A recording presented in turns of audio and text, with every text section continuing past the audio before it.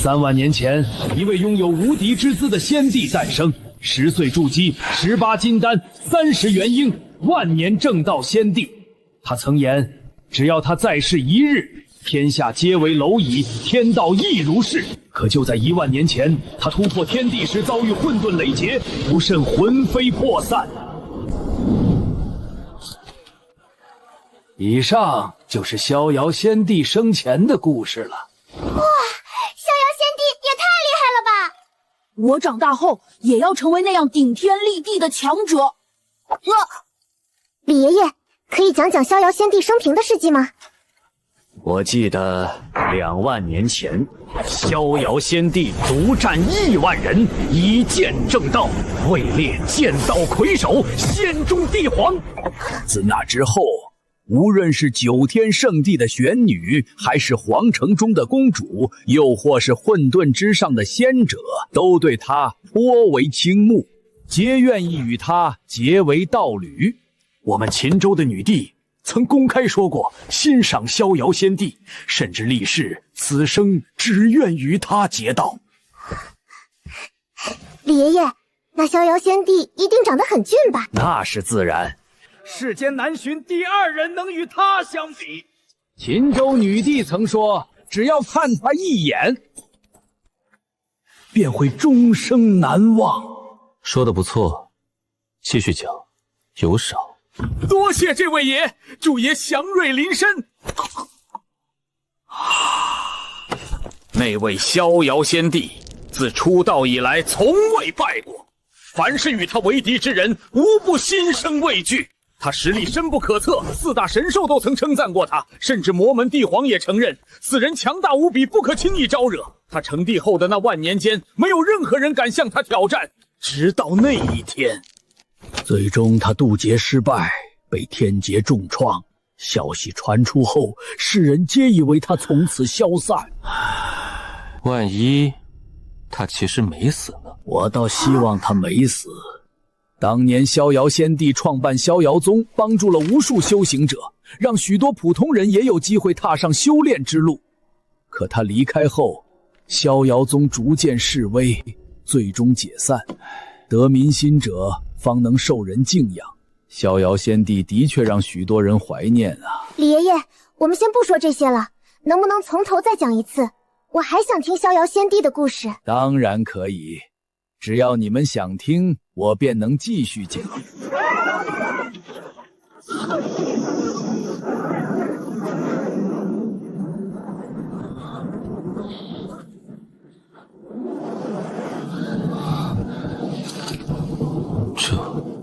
这是我当年冲击天地时出现的异象。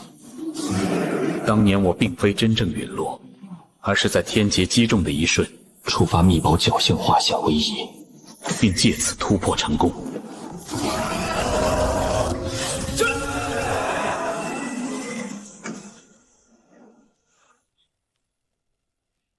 自那之后，我已然成为天帝，只是世人并不知晓。没想到，今日竟会有人引动同样的异象。登顶又如何？无敌与世间反倒无趣。秦州的云，比仙宫的更自在。散去威压，做个凡人，看云卷云舒，才是余生的道。吾乃天道，灵气即将再次喷涌，新纪元将自此开启。为记录旧时代尚存者之强，特立天道金榜，盘点5万年间仍活着的10位至强者。晚登榜者，皆可获天道厚赐。5万年内最强者还能获得奖励。万年隐士，终究纸包不住火了吗？本想平凡度日，如今怕是难了。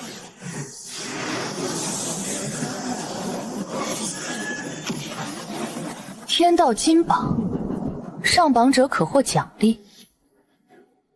天道不会小气，这奖励或许能助我突破天地。我为秦州唯一先帝，掌控万万人命脉。若我都不能上榜，那天宝便无需存在。若李兰仍在，第1名必是李兰。可惜金榜来得太晚，若是1万年前，李兰必能借此突破天地。在我心中，第一永远只属于逍遥仙帝。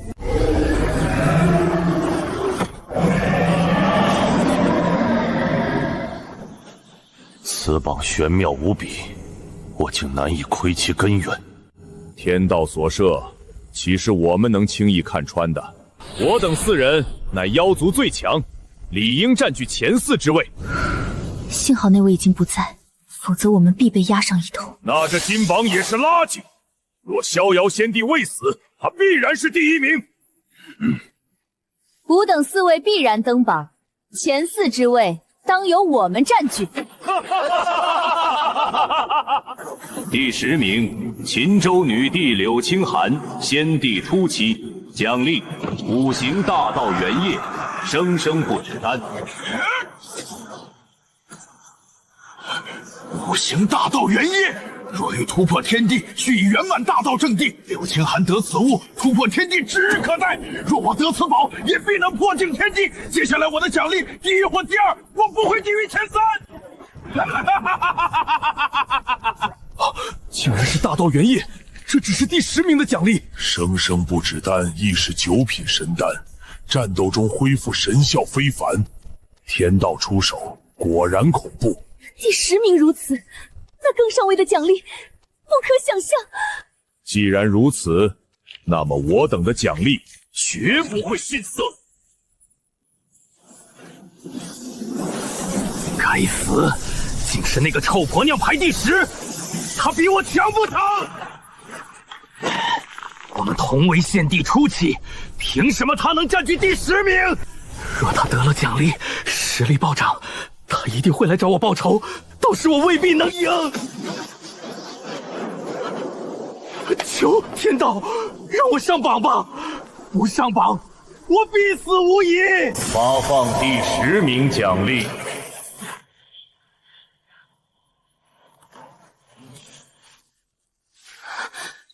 原业，竟真是5行大道原业。有了它，我能在5000年内突破天地。大道在握，未来近在眼前。等我破入先帝中期，掌握5行大道，我就去找雷震天报仇。金榜果然神妙，若我更强些，奖励应当更好吧？可惜第10名已是末尾。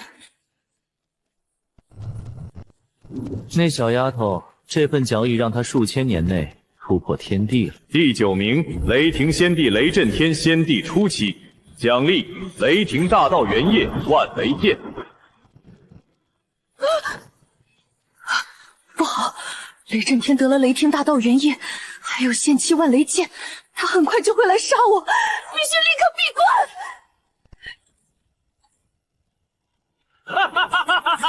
关！柳青寒，我的奖励比你更强，万雷剑一听就是仙气，这次你死定了！他若还未完全炼化原业，我就能抢过来，到时我必成天地。我们皆为先帝圆满，只差1步突破天地。如今连区先帝初期都可入榜，我们自然必在前列。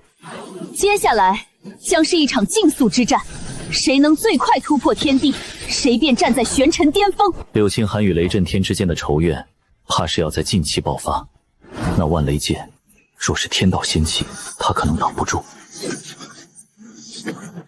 雷震天一旦拿到仙气，这一战必不可避。发放第9名奖励。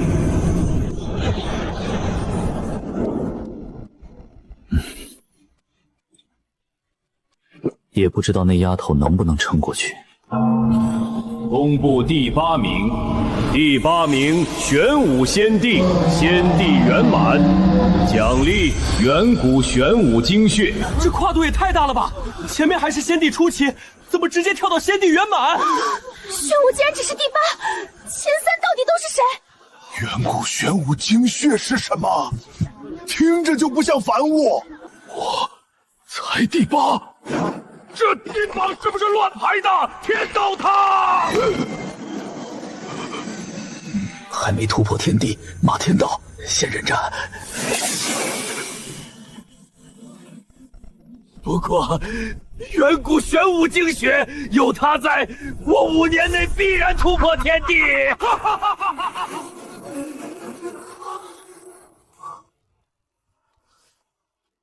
连玄武都第8，我们不会连前3都进不了吧？我们的实力差不多，玄武才第8，那我们不会是第7、6、5连号吧？那也太丢脸了！除了魔帝，有谁能比我们强？这排名到底怎么回事？第7名，青龙仙帝，仙帝圆满，奖励远古青龙精血，木之大道原液。第6名，白虎仙帝，仙帝圆满，奖励远古白虎精血，金兵大道原液。第5名，朱雀仙帝，仙帝圆满，奖励远古朱雀精血，离火仙剑。我们4个都进不去前4名，这金榜不会是假的吧？怎么可能有人比我们更强？这金榜肯定有问题！天道瞎了眼！敬天者昌，逆天者亡。唉，自找的。看来我们的实力确实太弱了，连前4名都进不去。前4究竟是谁？除了魔帝，还有谁能压我们？今日公布完毕，前4名将于明日全部公布。明日就不能现在说完？这是故意吊我们胃口吧？算了，先拿奖励闭关，有这些东西在，实力肯定能提升。就这还要等到明日？10个人的排名不能一天公布，这天道是不是有病？只能等明日了，也不知道第1名是谁。若逍遥仙帝还在，第1名非他莫属。可惜天妒英才，陨落于天劫，不再是一天，天下皆为蝼蚁。天道亦如此。那是无人敢说，却被他以无敌实力证明过的狂言。他才是真正的传奇。这么快就公布了，真没意思。回去了，还想着看看会不会曝光我。要是曝光了，那些家伙会是啥反应？结果要等明天。这天道真无趣。小二结账，小二结账。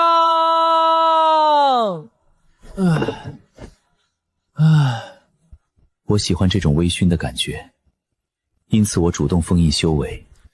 只为能像凡人一样醉倒在岸，醉意能让我暂时忘却一切，只做个简单快乐的普通人。至于危险，我从不担心。天下无人能伤我，哪怕封印修为，我的肉身依旧是天地之躯。客官，您上次留下的银子还没花完呢。这边走，这边走，您的马车在后院。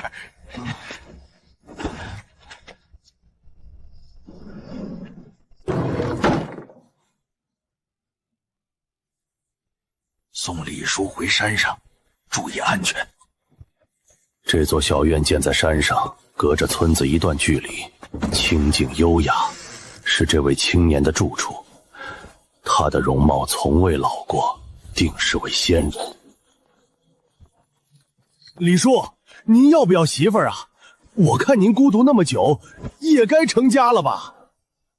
要，你送来吧。成，你等着，我马上给你带上来。去吧，哎，给门带上啊。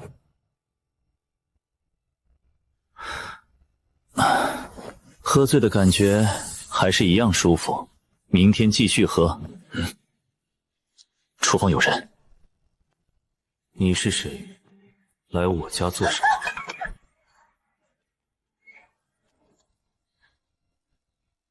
好俊朗的男子，这个男人比传闻还要帅。我是女帝，肩负复仇大业，不能被男色迷惑。我是曾小牛带来的，他说你答应做我的相公了。我答应他了？什么时候？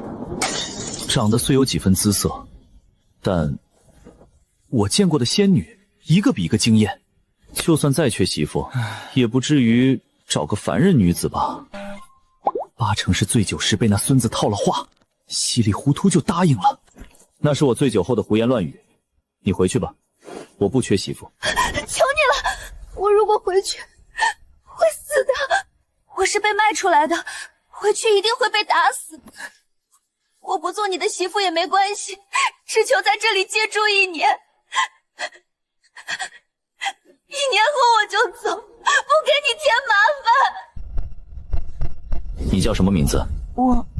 我叫陈琳。行，你留下吧，自己找房间住下，但别妨碍我的生活。果然是修行者，这种手段顶多元婴境界。这里的灵气太充沛了，1年时间，凭我前世经验，必破化神。我前世是大地强者，死于5000年前。在昨日，我夺舍重生，再度苏醒，留在这里不是为了所谓婚事，而是灵气。谁能想到一处荒山，竟蕴含比我前世洞府更精纯的灵气？这里是仙地，我的好徒儿，你背叛为师之仇，我会让你万劫不复。暂时不能暴露。真是缘分啊！他那父亲的女儿，没想到又到我这里。我天生拥有混沌神瞳，可见过去未来。2万年前，我与陈灵的父亲有过一段交情，后来因故走散，自此没再见过。世间竟有如此巧合，既然来了，帮他一把便是。1年而已，他想借用聚灵阵，无碍。看那女人似乎并没有认出我来，也不奇怪，我的画像留存不多，若非熟识之人，根本无法将我与传说中的那位联系起来。仙帝气息，秦州里本就有仙帝柳青寒，但这一柳青寒，吾乃雷霆仙帝，给我滚出来受死！雷震天来了，目标很明显，趁柳青寒尚未炼化5行大道元液，将其击杀并夺取机缘。他的底气是那件仙器雷震剑。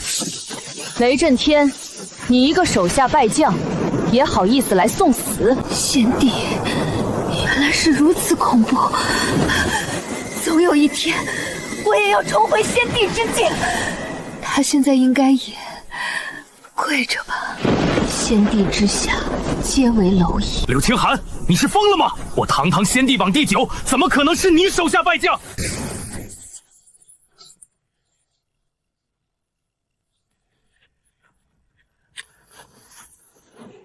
整个秦州像是迎来了末日，百姓纷纷跪地祈祷，恐惧到极点。神仙打架，凡人遭殃，一直如此。我稳住了脚下整座大山的震动，让山下村民不宜被天威震死。毕竟我和那些百姓算是熟人。是李仙人显灵，李叔太厉害了，幸好我给他找了个媳妇儿，不然他太孤单了。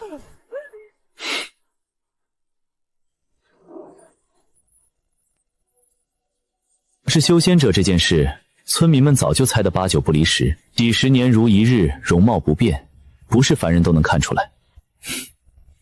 从那以后，村民们便把我当作真正的仙人，逢年过节都会把山珍佳肴送到山顶，我也从不白拿，会替他们看病，偶尔教些有悟性的孩子修仙，好让他们有机会走出大山。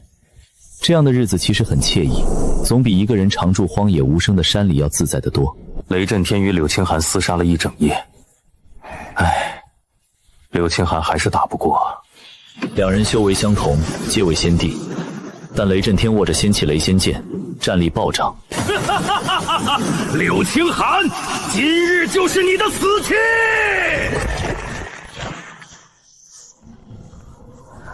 逍遥，我来陪你了。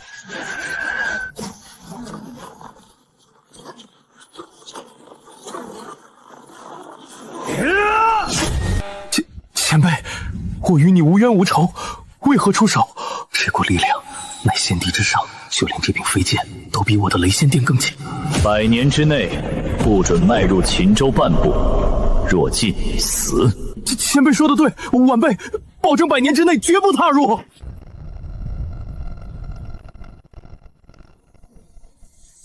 这声音好熟悉，是他，逍遥，逍遥，是你吗？他定神恍惚，才会听到不存在的声音。一个死了万年的人，不可能再出现。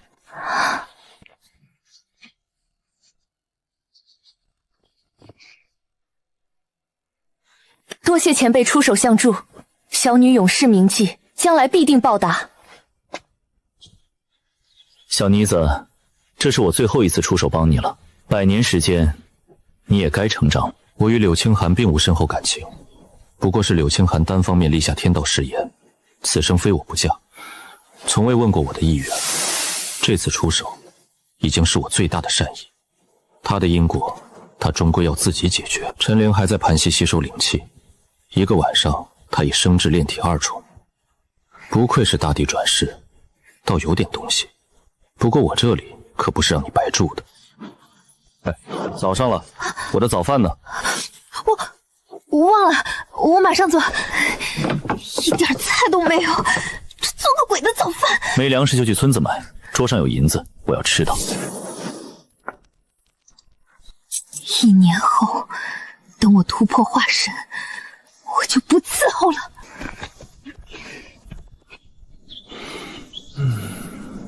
李仙长，我们来了！来了，来，让我看看你们这几天练得怎么样。我先来。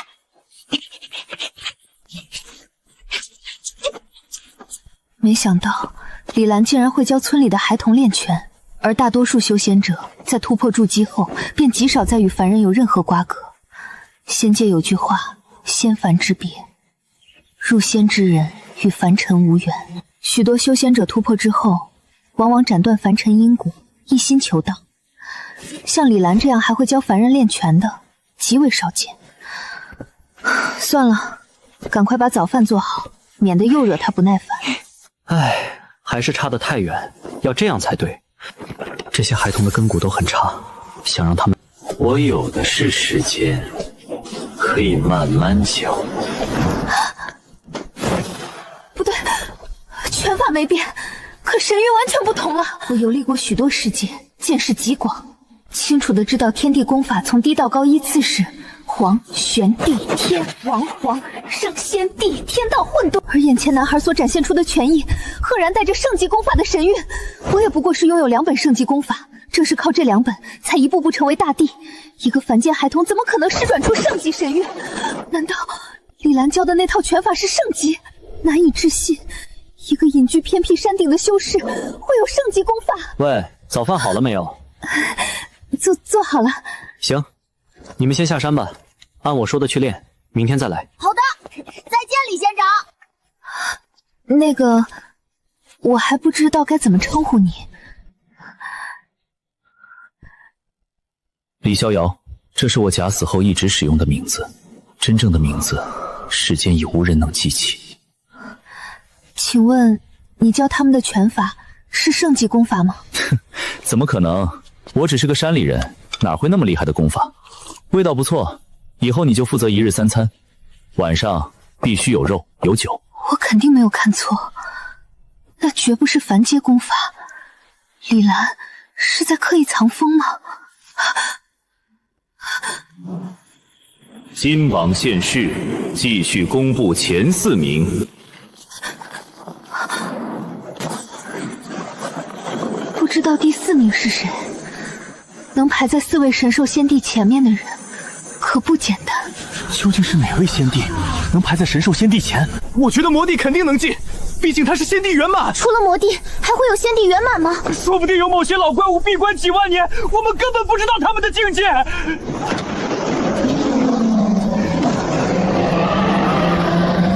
除了我们几个，还有谁能进前4？魔帝那家伙的实力我认可，他排在我们前面合理。可第4名又是谁？事已至此，只能等金榜公布。也许真有老怪物隐藏世外。不过这金榜奖励是真强，我已经吞下远古玄武精血，不出100年必定突破天地。我们都有如此奖励，那前4名的奖励岂不是更夸张？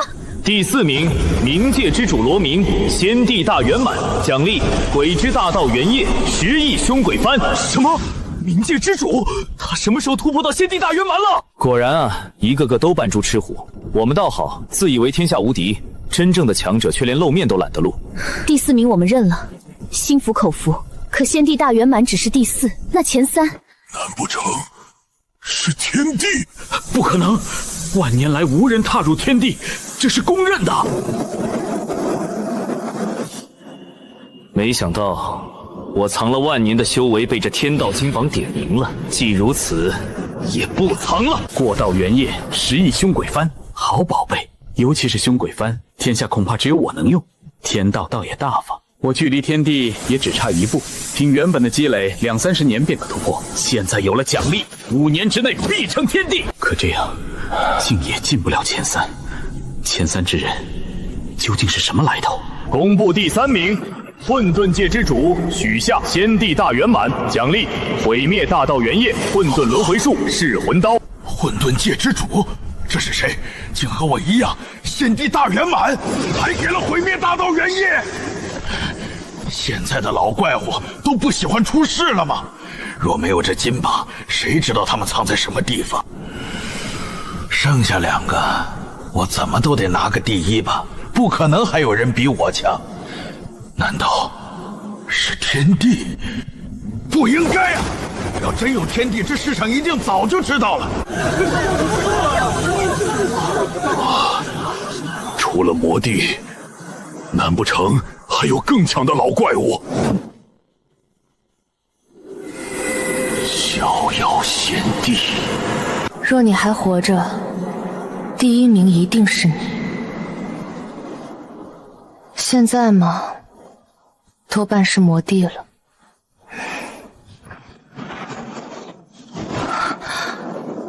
公布第2名，怎么可能？竟然是他！第2名，魔帝前虫，先帝大圆满，奖励魔之大道精纯元精，远古魔神精血，魔渊剑。魔帝才第2，那第1还能是谁？这世上根本没人了。难道又先帝大圆满？逍遥先帝死后，天地雷劫从未出现，9州无人突破天地境。若他在，他必是第1。不会吧？魔帝都没拿第1，太离谱了！连魔帝都只能排第2，那第1不会真是天帝吧？金榜说得很清楚，榜上记录的是5万年来最强者，我们4个也就活了这5万年，那时根本没有天帝的影子。那时还是逍遥先帝出现的时代，一个蛮不讲理、实力通天的妖奈，压得3界5族都抬不起头。绝不可能是天帝！5万年来，我连天帝的影子都没见过，第1名肯定是先帝大圆满。不太可能是天帝，这种境界，没人能悄悄突破。你们说，逍遥先帝会不会没有死？不可能！那场雷劫你们又不是没见到，逍遥被雷霆当场劈中，灰飞烟灭。我们搜了几个月，一丝魂魂、一块肉身碎片都找不到。他的储物袋、法宝全被雷劫摧毁，没有任何痕迹。当时整个玄尘仙界的势力都出动了，人人都想要他的功法与法宝，结果什么都没找到。这种情况下，他怎么可能？对，天道之力不是他能抵挡的，他早就魂飞魄散了。可你们不觉得奇怪吗？既然没有找到尸体，你们凭什么认定他死了？总之，他不可能还活着。要是他还活着，我白虎直接变成本体让你骑3天。第1名究竟是谁？不见经传之人吧？我竟然才第2名！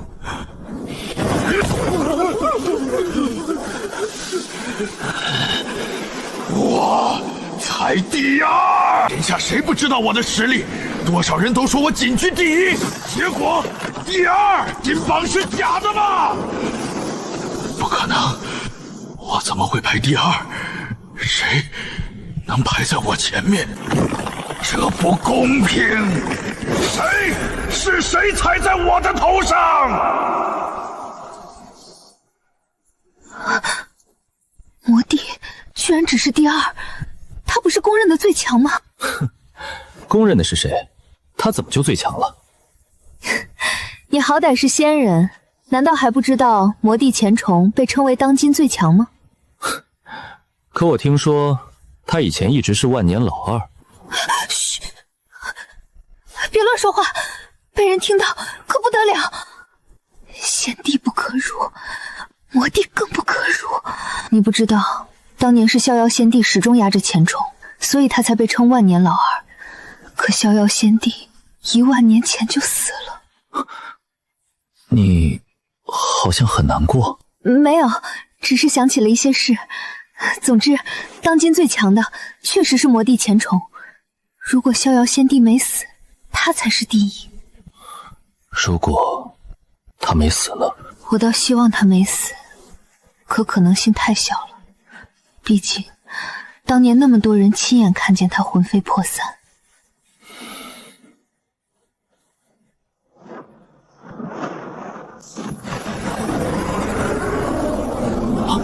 第一名公布，竟然有异象，这待遇也太夸张了吧！这让我更想知道第一名是谁了。9位仙床都没有异象，只有第1名出现，这太离谱了。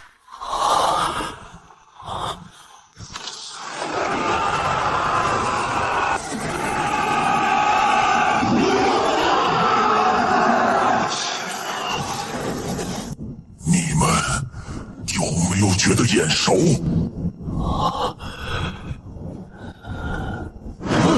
青龙，那是你！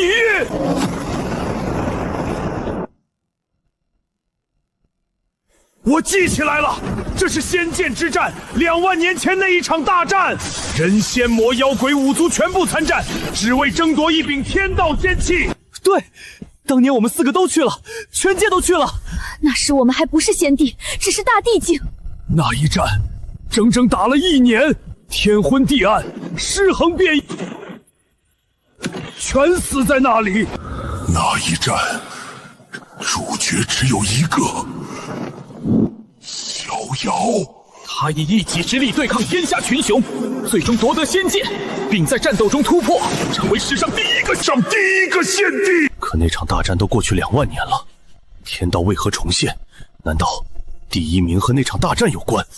逍遥仙帝，不可能，他早就死了，怎么可能是他？如果真是逍遥仙帝，那就太离谱了。难道他真的没死？当初虽然怀疑，可想想就觉得不可能。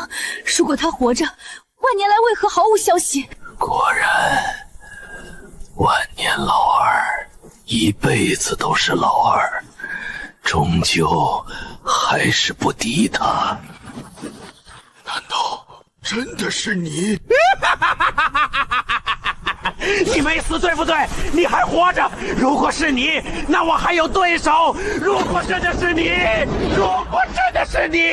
没错，逍遥就是从那一战中突破成仙帝的。我记得，难道他真的还活着？你还活着，对不对？无敌的存在，怎么可能被天劫灭杀？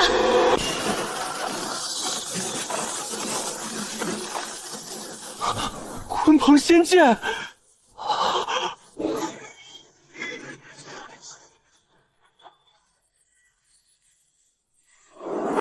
是他，逍遥仙帝！天下谁人配白衣？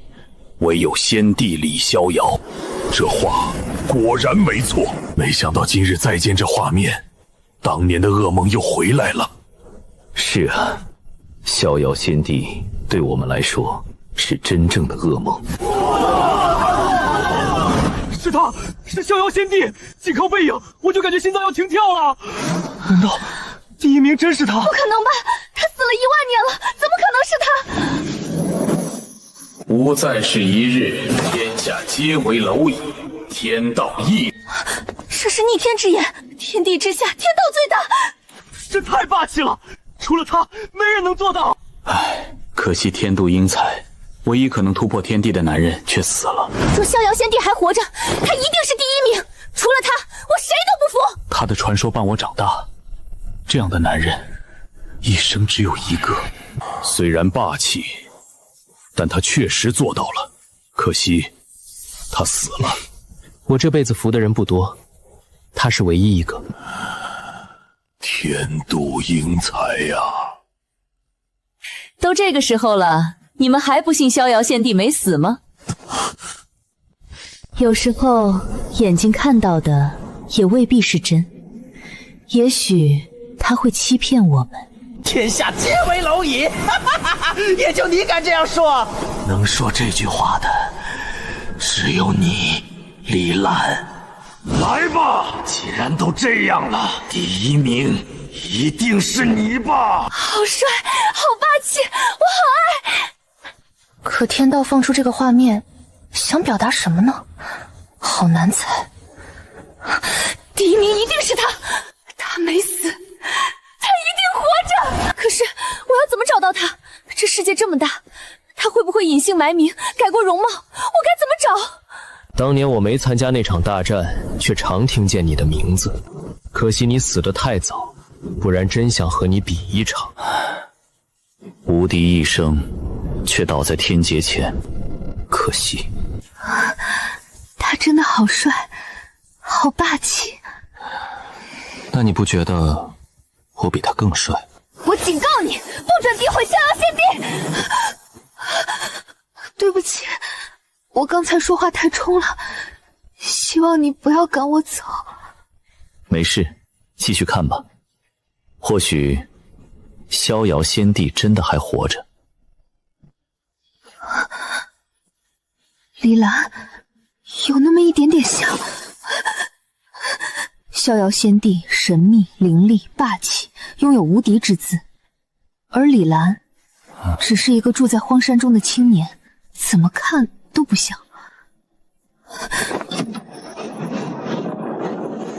3万年前，一位拥有无敌之姿的仙帝诞生。10岁筑基，18金丹，30元婴。他仅用2万年正道成帝，以剑正道，位列剑道魁首，仙中帝皇。2万年前，他独占亿万人，夺得鲲鹏仙剑，渡劫成仙帝。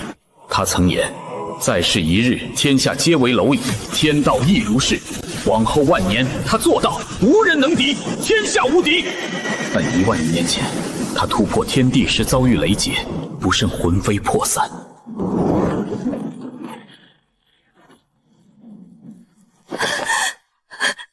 原来真的死了，连天道都这么说了。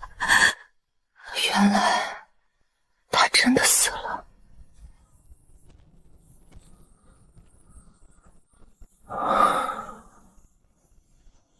但奇迹从未断绝。逍遥仙帝拥有一件保命秘宝，借此保存性命，并在雷劫中突破天地，成功存活。万年来，他以假死为名退隐江湖，无人知晓他的行踪。你遇到的每一个人都有可能是逍遥天帝。第1名，逍遥天帝李兰，境界天地中期，奖励空间大道法则、混沌轮回拳、远古鲲鹏血脉。逍遥仙帝没死啊？不可能吧？天劫不是把他劈得魂飞魄散了吗？完了，他既然突破到天地中期，要回来继续镇压了吗？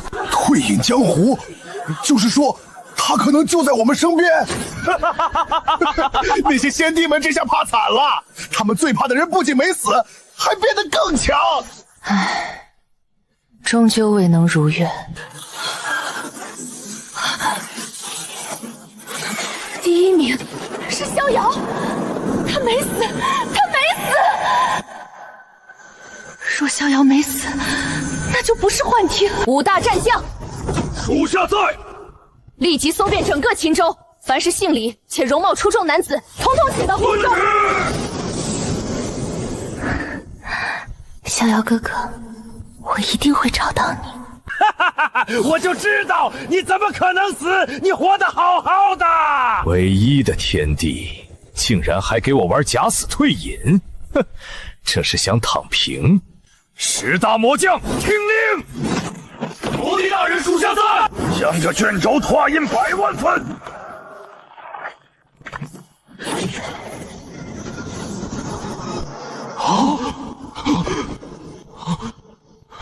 这是逍遥仙帝的画像，只有极少数人见过。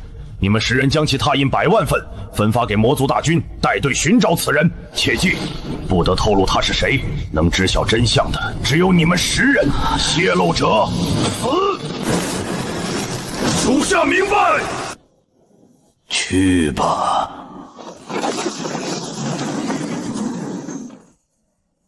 逍遥，我一定会找到你。你我之间的战斗还没结束。逍遥献帝竟然真的没死，不但没死，还突破到了天地。他究竟用了什么秘宝，竟能从天阶下死里逃生？万年后直接天地中期，天资逆天。这不可能，他竟然还没死，噩梦又回来了。到头来，镇压我们的还是他。白虎，明天记得变回本体，让我骑3天。朱雀姐，能不能通融一下，放我一马？不可以！自作自受。等等我，我要去看他背棋。没死，逍遥仙帝没死，太好了，太好了！那个说过他没死的人，什么？逍遥仙帝没有死？难道你真的是逍遥仙帝？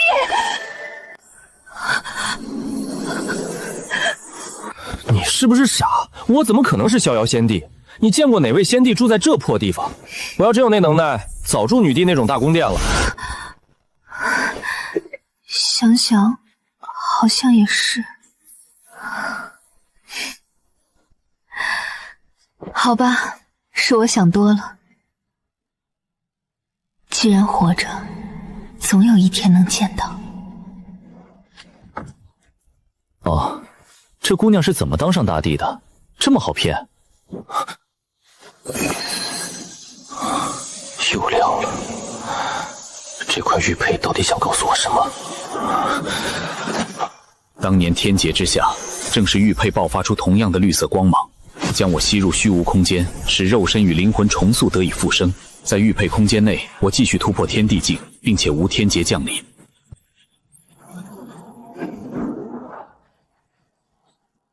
万年来，它都没有亮过，为什么现在？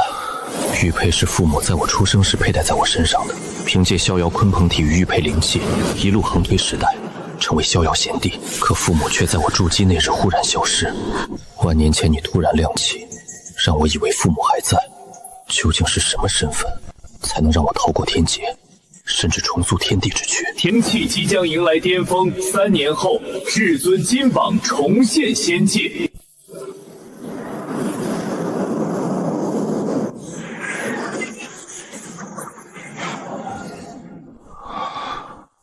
灵气即将迎来巅峰。万年来，我清晰感受到仙界灵气的急剧衰退，与诞生之初相比已是天差地别。以前哪怕资质普通的人，也能凭着浓郁灵气踏入金丹境，而现在想突破一个小境界都比登天还难。别说金丹，筑基境已困住无数天骄。时势造英雄，不是他们悟性不行，而是生不逢时。灵气复苏的未来，我几乎可以断定，天地不止一位，大帝仙帝层出不穷。以我天地中期的境界，恐怕也难继续躺平。而3年后的至尊金榜，将彻底点燃这场竞逐天地的大事。但无所谓，我说过，再试一日，天下皆为蝼蚁，天道也已。又来了，到底想干什么？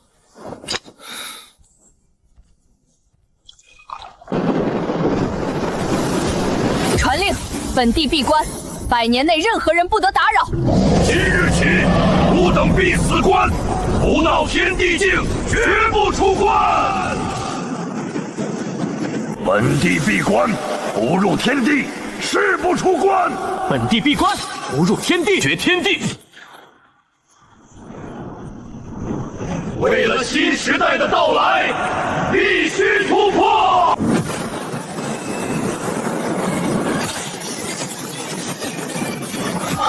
混沌神童竟然出现模糊，只有一种可能，未来的变化也超出我能窥探的范畴。天下皆为蝼蚁，无论是谁是什么，来一个杀一个。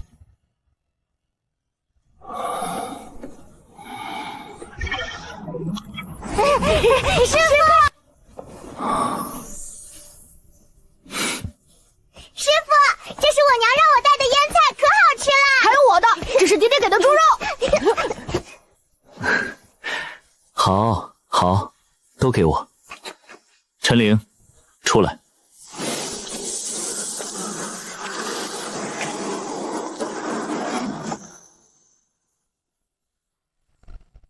怎么了？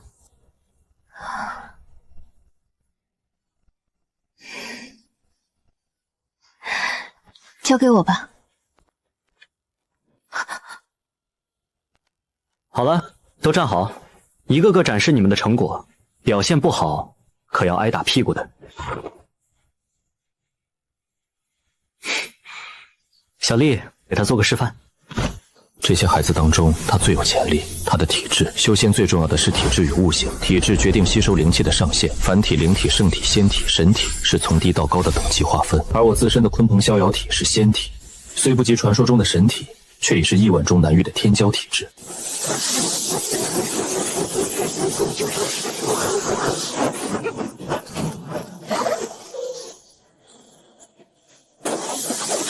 他竟能引动灵气，全势开始散出神韵。这种拳法绝非凡品，仅是起手式就能牵动灵气，显化神韵。若真让小丽练成，恐怕能爆发毁天灭地的力量。李逍遥，难道真是逍遥仙帝？功法强横，手法神妙，名字又几乎一致。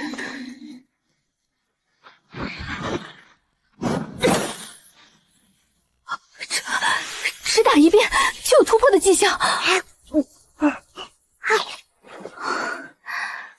又错过了。不过他们明天还会来，我还能继续偷学。有人突破炼体1重。师傅，我身体好热，还有点痛。这是好事，你要变强了。把这枚洗髓丹吞下。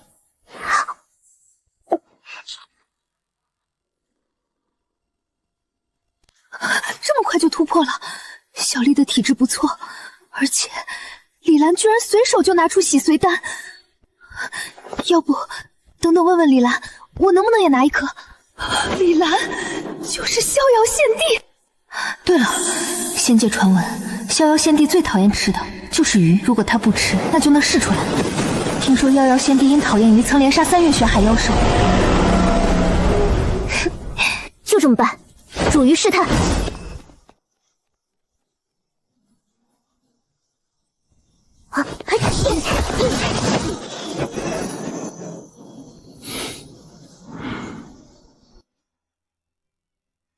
那个，你之前给小丽吃的丹药还有吗？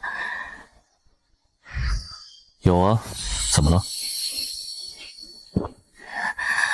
可以给我吗？那当然不可以，我们又不熟，我干嘛给你？我帮你洗衣做饭，所有家务都包了，可以吗？那不是你本来就在做的？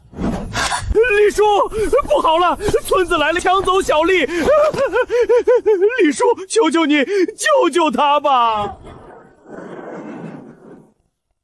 我来，我教训那群人。那你去吧，带他下去。李叔，这能行吗？当然可以，下面能来是土匪而已。别想带走我女儿！臭婆娘，我们师兄看上你家丫头，你敢对仙人不敬？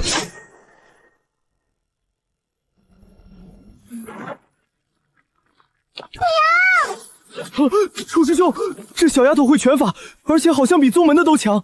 真走运，宗主让我们抓几个天资好的丫头，没想到还有个会神秘拳法的，给我抓起来！谁敢反抗，格杀勿论！几个炼体5重加一个炼体8重，也敢在这里强抢孩童，找死！你是谁？原来是炼体7重，怪不得有点硬气。但我可是炼体8重，那又如何？死！不愧是李叔教出来的，就是厉害。炼体7重竟能越境击杀我炼师宗外门弟子，还有一个天生灵体，施展诡异拳法，这趟倒是收获颇丰。小丫头，过来。可恶，金丹神识杀人，该死！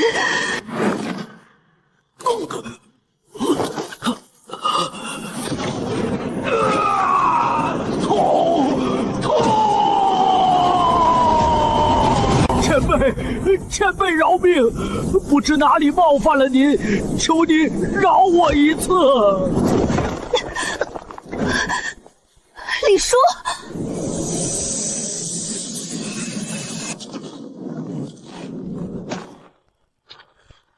前辈，我愿当牛做马，求您放我一条命。深呼吸，很快就好了。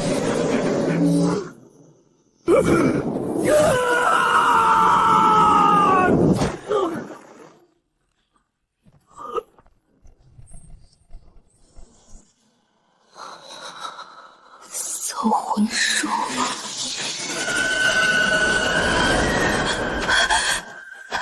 他难道是魔族人？陈灵，在。你帮我照看好大家，我去就回。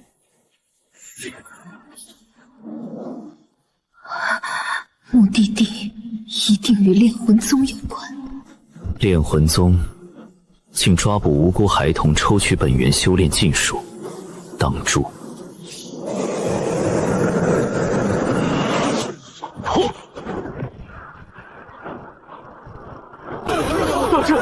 大阵破了！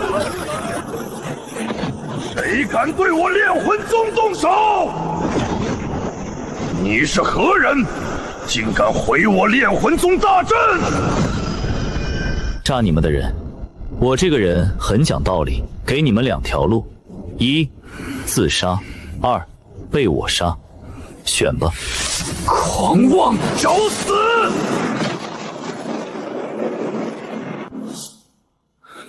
看来你替所有人做出了选择，那就死吧。不，我的生机在消散。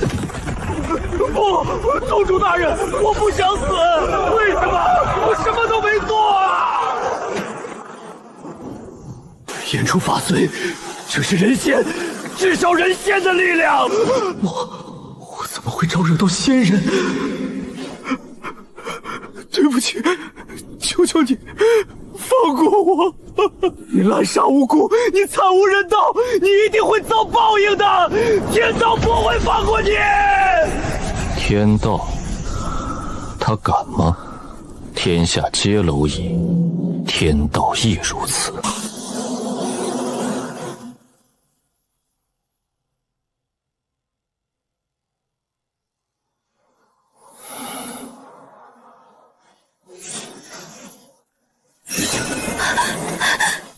你没事吧？没事，已经解决了，回去吧。解决了，他灭了整个宗门。陈姑娘，李叔可是很厉害的仙人，羡慕你能跟着他学仙法。我先走了。那个，给你，表现不错，记得做饭。谢谢。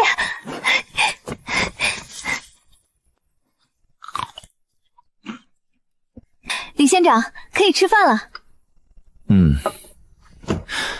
那桌上的果子你拿去吃吧。普通水果，一点灵气都没有。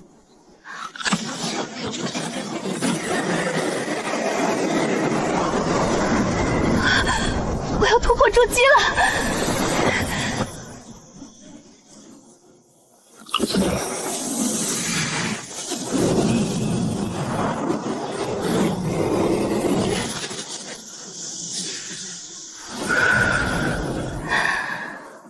我突破筑基了，比我想象的快太多。李逍遥，不，李兰，怎么会有这种神果？难道他真是逍遥献帝？不好，我刚刚做了鱼。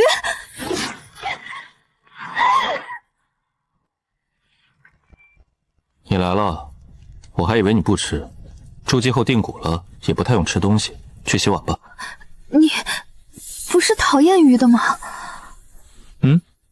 我不挑食，不过你这鱼做的一般，厨艺还得练。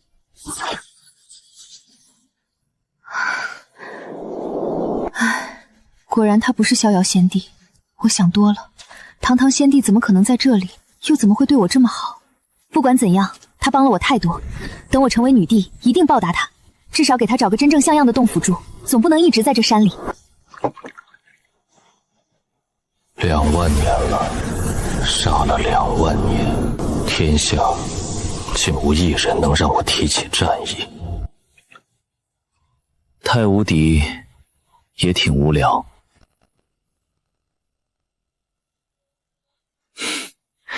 既然来了，坐下喝点。没想到天道之下第一的天帝躲在这里喝酒，真够让我失望。那你来做什么？身为天道不去管理玄尘仙界，反倒跑来找我喝酒。李兰，大事将至，你我都难自保。错，是你难自保。我随时可以离开这里。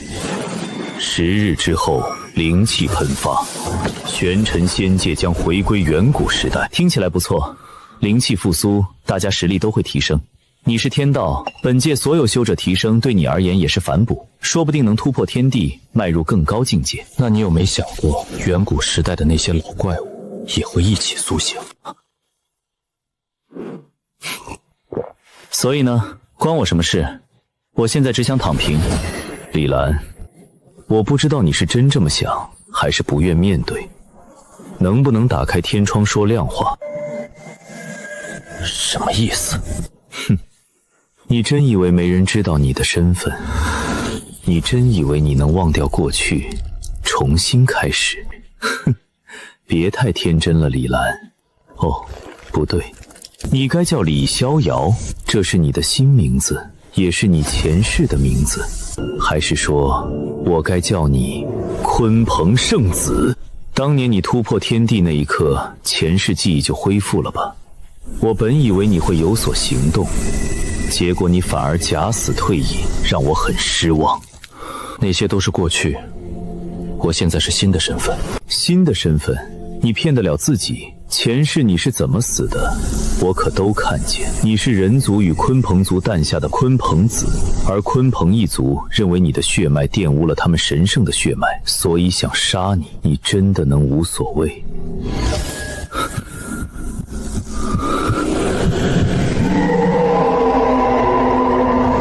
我的母亲是人族，父亲是鲲鹏族，两族血脉融合，诞下以人身承载鲲鹏血脉的鲲鹏子。我天生强大，一出生便是金丹境，仅用5000年便登临天地之位，镇压无数强者。然而鲲鹏一族视我为异类，不认同我的血脉纯度，曾派出无数强者围杀于我。我陨速后，鲲鹏一族的特性显现，死后化作鲲鹏种，若被妥当培育，可重生，但代价是记忆尽失，修为全无。我再次复苏时，已是2万年前，而所有记忆是在1万年前我再次突破天地时才完全觉醒。所以我才说，远古时代复苏，那些老怪物会归来，他们一定会找到你，再杀你一次。对了，你父母的失踪也和鲲鹏一族有关。你知道什么？这种眼神才对味儿，这才是曾经那个唯无足尊的逍遥仙帝。想知道一切可以，但要答应我一个条件。你现在太弱，知道太多对你没好处。说，10日后远古时代复苏，玄尘仙迹将完全变样。我需要你帮我找到8具尸骨，我会给你地图，只要集齐8具尸骨，你就能得到你想要的所有答案。尽情变强吧，未来的局势比你想象的更复杂。逍遥天地，玄尘仙界的多数地点，我几乎一眼便能认出，但这些未知之地，难道是已被深埋的远古区域？等10日后再去寻找吧。鲲鹏族。你们若敢来，我必杀之。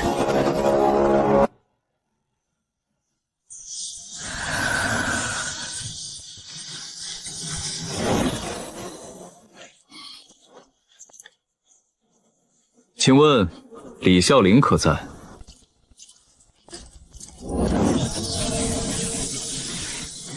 尔等找李逍遥何事？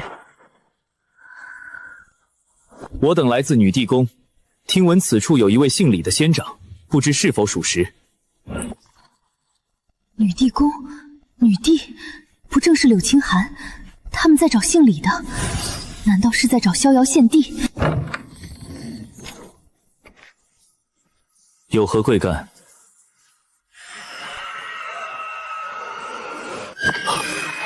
打扰了。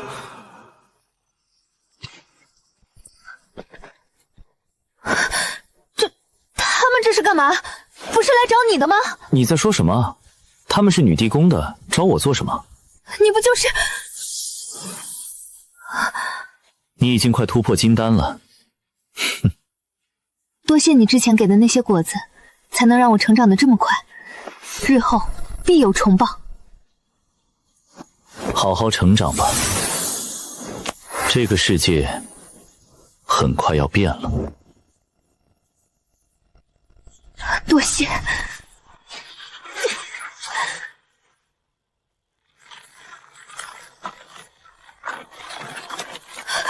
么回事？为什么突然地震？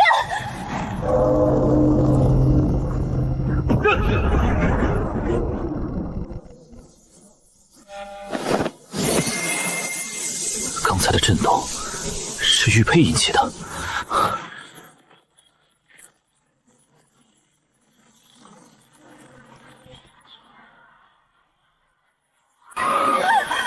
我的脑子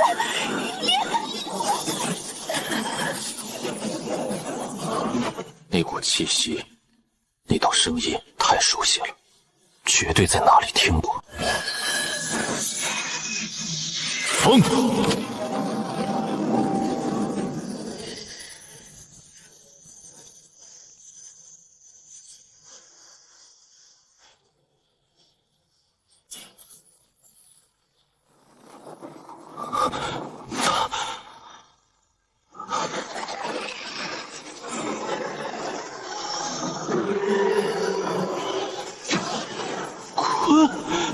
眼前的巨鲲，境界竟只有筑基，生命气息微弱如风中残烛，如此存在在此地沉睡已久，我竟从未发现。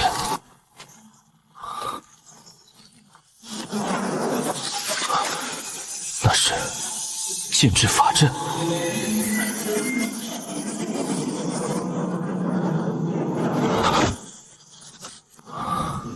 此阵究竟是谁布下的？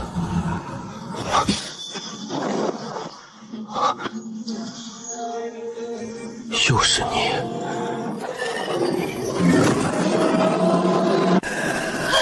好可怕的声音，我的灵魂都在颤抖。再这样下去，我会爆体而亡。静！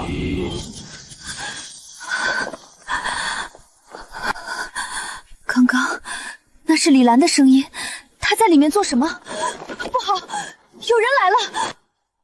李逍遥，我等你很久了。是你在与我沟通？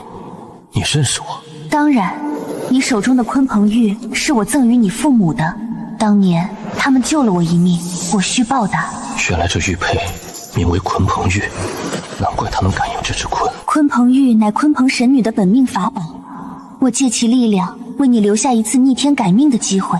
然而现在看来，你似乎已经用了那次逆天改命的机会。你是鲲鹏神女？鲲鹏一族每一代必选出圣子与神女，而我的父亲便是族长子，当年的鲲鹏圣子。若非那场变故，他本该统御万国，只因母亲的人族身份曝光，竟引来全族丧心病狂的追杀。若非如此，父亲绝不会陨落。鲲鹏一族，我必灭之。你是第几代鲲鹏神女？已记不清了，太久远了。我只知自己被困于此地已有100万年。100万年前的时代，我身为将士，而他竟被禁锢至今。先不说这些，我先救你出去。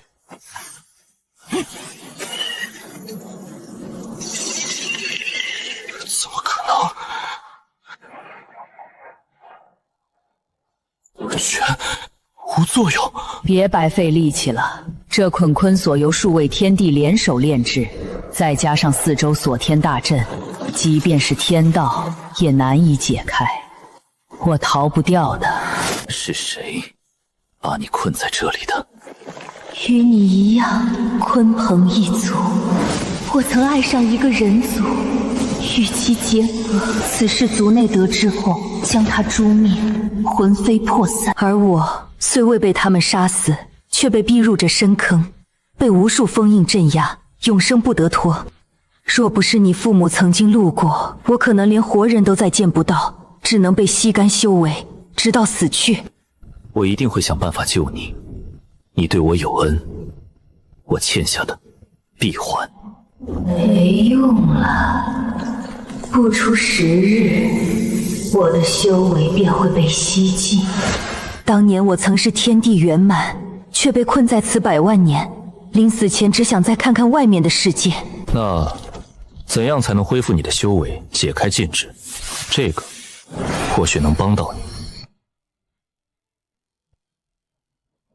这是远古鲲鹏精血，此等宝物你竟不自己炼化。我记得你身怀鲲鹏逍遥体，若将这滴精血吞服炼化，你的血脉会被彻底改善，甚至可使你真正蜕变为鲲鹏，踏入鲲鹏吞天神体。若此滴精血被鲲鹏一族看到，必将引发疯狂思抢。你竟要交给我？变成真正的鲲鹏，我以身为人族为傲，让我成为那个种族，可笑。宁愿不要神体，我也绝不改变血脉。远古大师江离，机缘无数，这滴精血我根本不需要。不必多说，拿去用吧。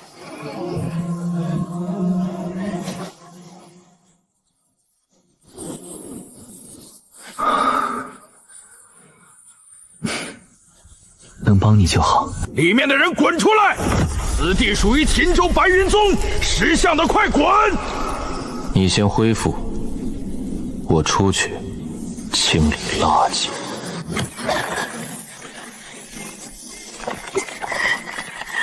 此地属白云宗领地，机缘唯我独取。周易，你来的倒是快，还带了这么多人。王纯，你也带起人手来了。周易，这宝贝你别妄想独吞。此地是白云宗地盘，你敢来染指？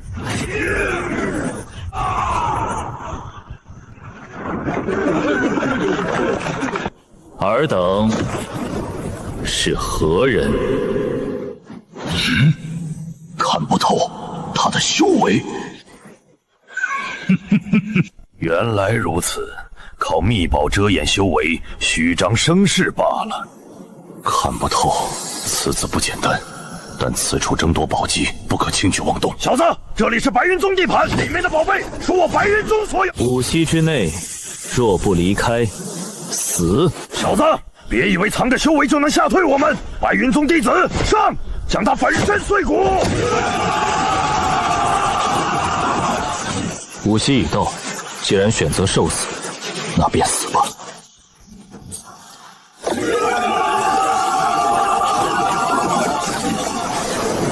什么？一念之间，秒杀百秀，秒杀2位人仙，世间何人能做到？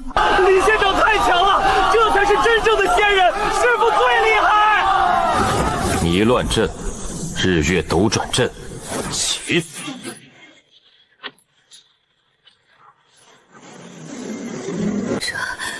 这是何等阵法？我已在此地布下大阵，外人进入大山将会失去方向，被阵法迷惑。唯有你们可以随意进出，且在此中得到阵法庇护。你们再也无需担心受到伤害。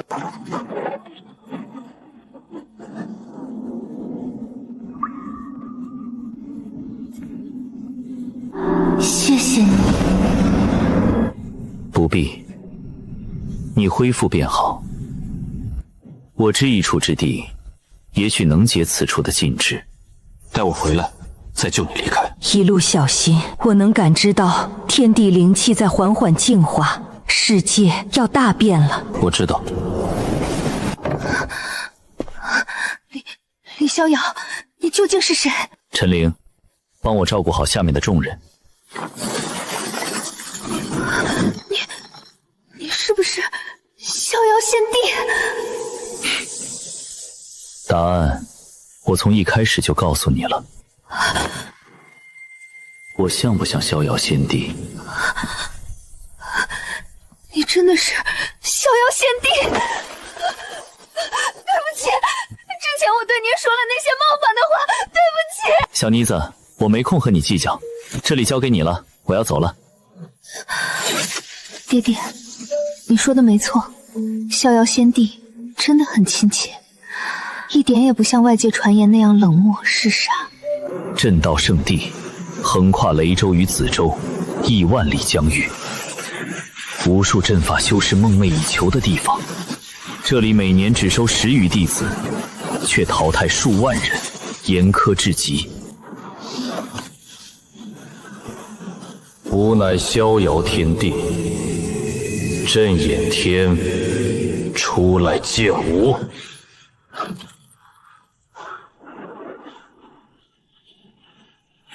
逍遥先帝，你来作甚？真的是逍遥献帝，他为何又来了？圣帝何时得罪了他？震眼天本事倒是精进了，竟能用多重禁制法阵挡住我的威压。李兰，1万多年前你还是先帝时闯入我震道圣地，抢走禁制秘诀，杀我老祖。这笔账我们未追究，你今日还来，是欺人太甚。天帝又如何？当真要将我震道圣地逼上绝路？那又如何？今日来此，只借禁制阁一关，我找到所需秘诀，自会离开。真的欺人太甚，别以为我会怕你。1万多年，我和师父日夜参悟震道，严庄之后，如今我的震道大成，就算你是天帝，也没那么容易破开我的阵法。哦，这么说，我倒更感兴趣了。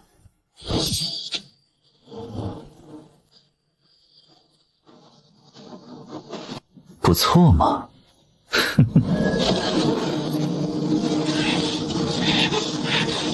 萧焰天，你的阵道不错。滚！我跟你很熟吗？原来如此，这是724层环环相扣的马粪，力量落在最外层，被分散、削弱，再一层层剥离。等到达最后一层时，我的力量已经被分解到炼体层面。你竟然一眼看出来！当年老祖临死前说过，李兰是万年难遇的阵道奇才，我从未相信，可现在再无法否认，这套大阵除了我与师父，他绝对不可能见过。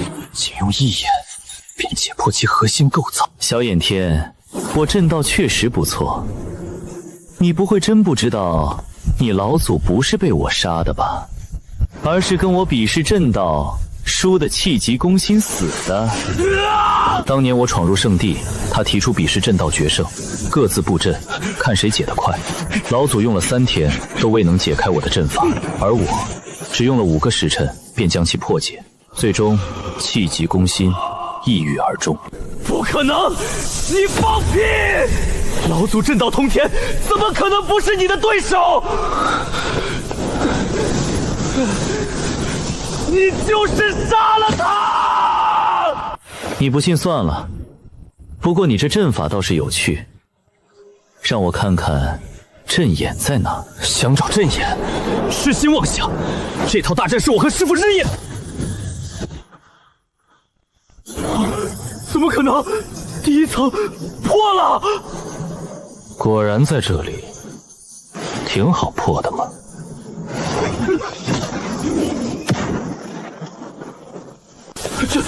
这怎么可能？短短无始，万年心血沦为笑谈。老祖当年真的是被他气死的。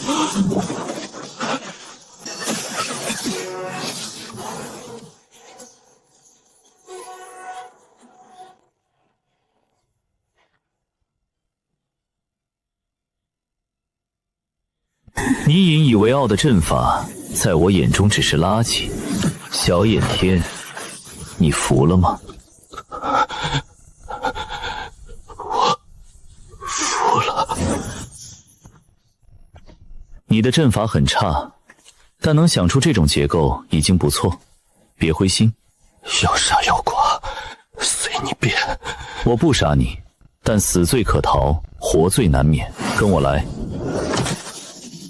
宗主消失了，阵位也没了，到底发生了什么？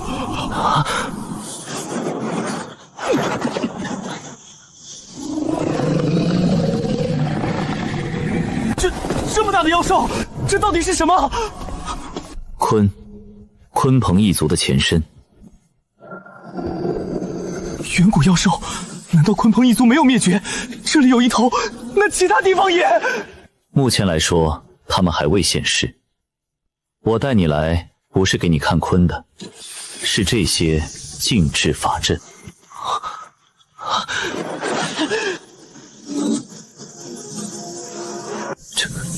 这些符文太精妙了，这串联河流交叠，每一笔都完美无瑕。这种禁制阵法是谁布的？是你？不是，这是100万年前留下的。布阵之人实力很强，强的连我也看不透。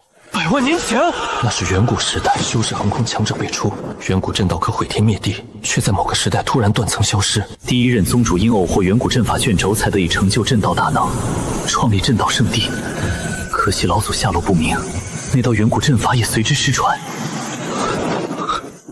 你带我来，是想让我帮你破解这些禁制？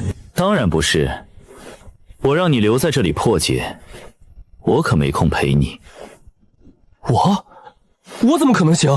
你都未能破解，你不行也得行，你没有选择。我在你灵魂深处种下了禁制烙印，你不能泄露这里的秘密，也不得违背我的意愿。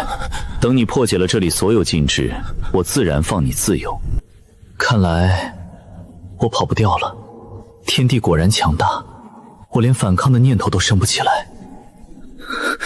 只是我担心圣地会遭遇危机，想让我帮你就直说，我会在此地布一个传送阵，你随时都能回圣地。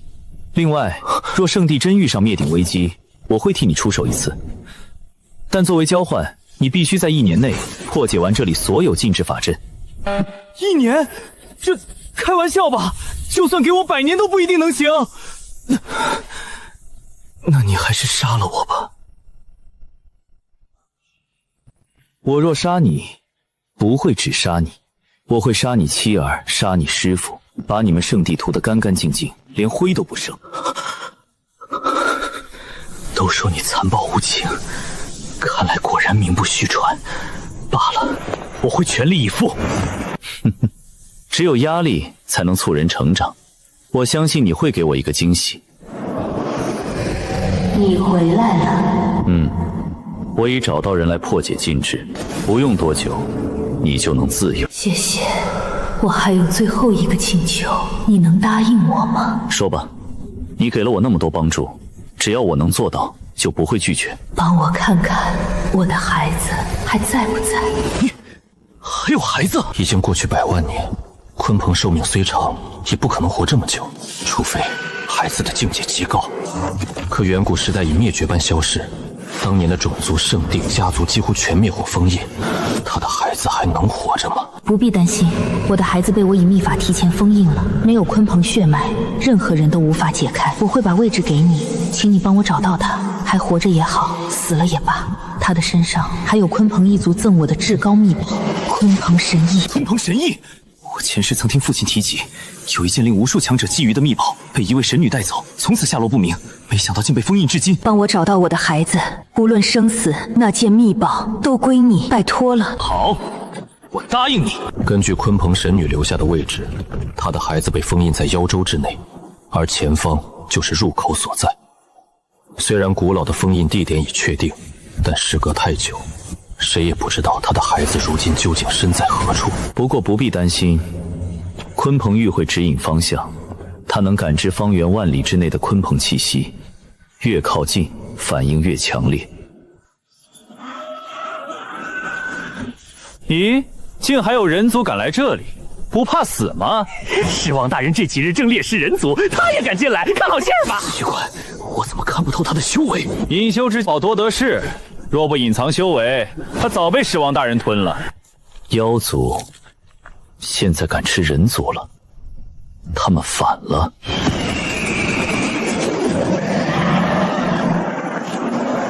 来者何人？不知进入狮王城者，须先报上姓名吗？聒噪，跪下。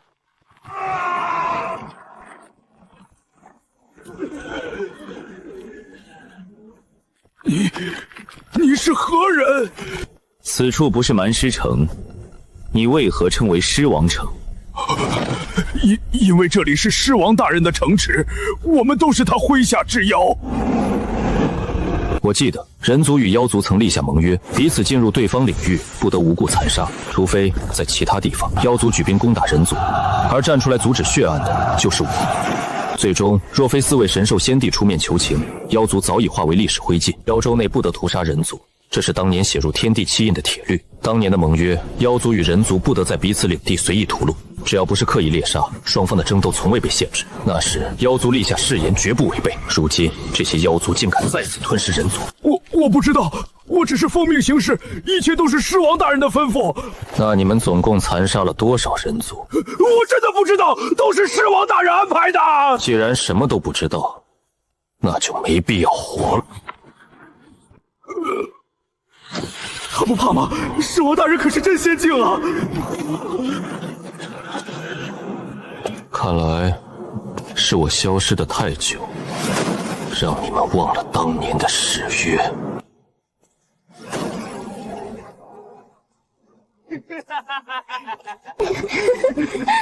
这股威压，地仙，不对，至少天仙境。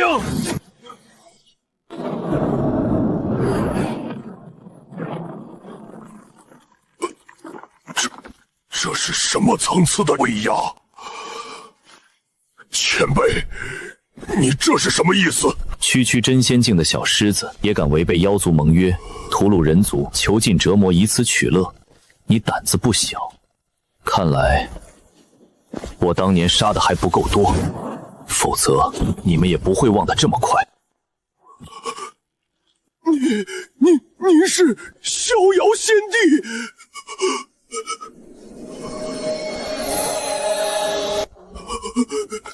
天帝大人，听我解释。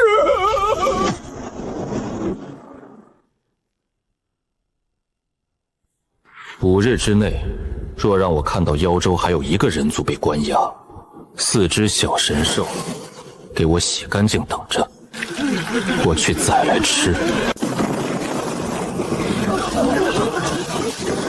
4只小神兽。这是谁？好大的口气！竟然叫咱们宗主4只小神兽！好恐怖的气息，声音里夹杂着大道神威，我的灵魂都在震颤。这究竟是谁？敢这么跟咱们宗主说话的，除了那位，我想不到其他人。那位是谁？你傻呀！除了逍遥仙帝，还能有谁？不对劲，那位来了！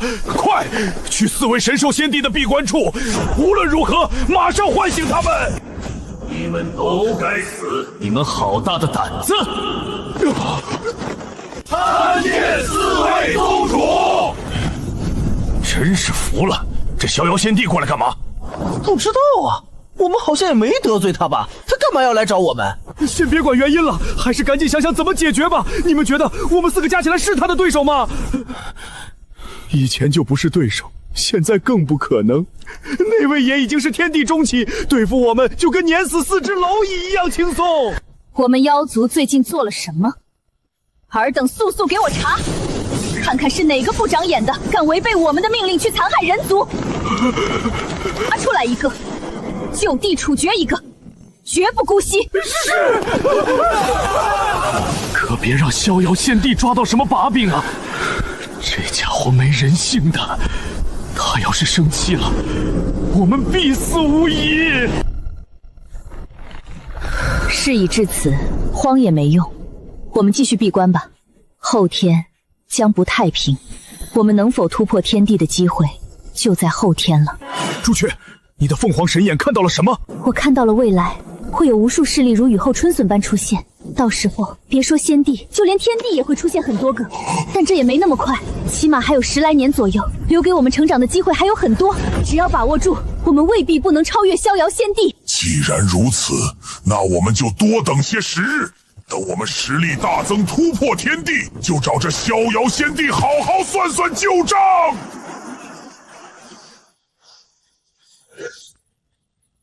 好独特的禁制法阵，又是我没见过的。若不是鲲鹏玉指引，我都发现不了这里。这法阵竟然连我的神识都能屏蔽，隐藏的真深。救孩子倒是不急，先让我研究研究这法阵的奥妙。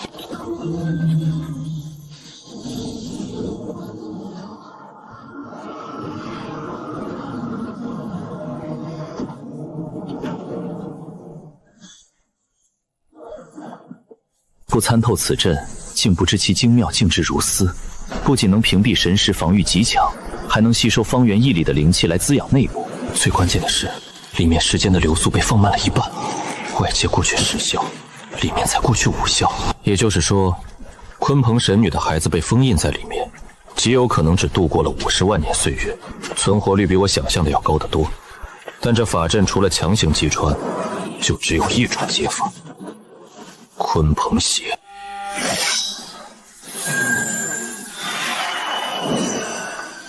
破！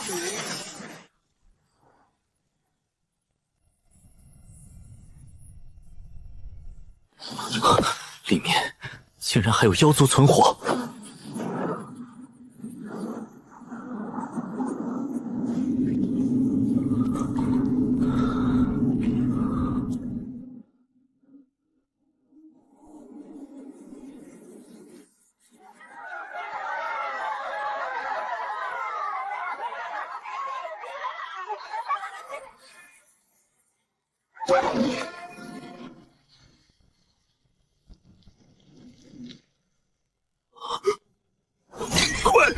怪物！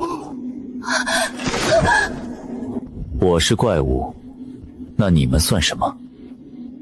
奇怪，神识范围内没有鲲的气息，但蟠鹏玉一直在震动发光，位置绝不会错。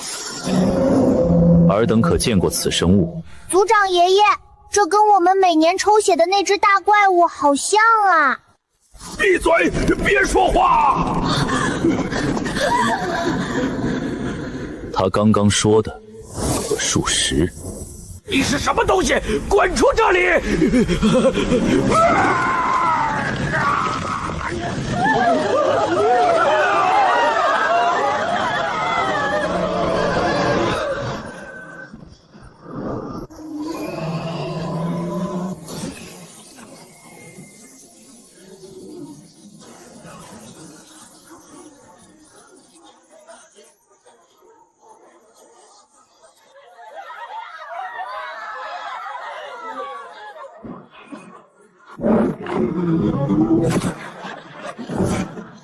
竟敢将鲲鹏当作血食牲畜圈养，找死！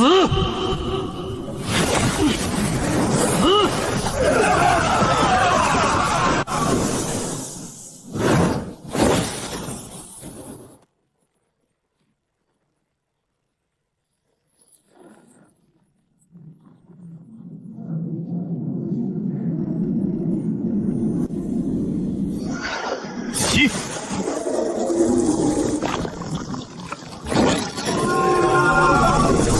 幸好来得早，再晚一步他就真死了。这群妖族倒也不算太蠢，懂得细水长流，用他的血种灵果再喂给他，才吊住了一口气。带你回家找母亲，玉里有他母亲的气息，应该能助他早点醒来。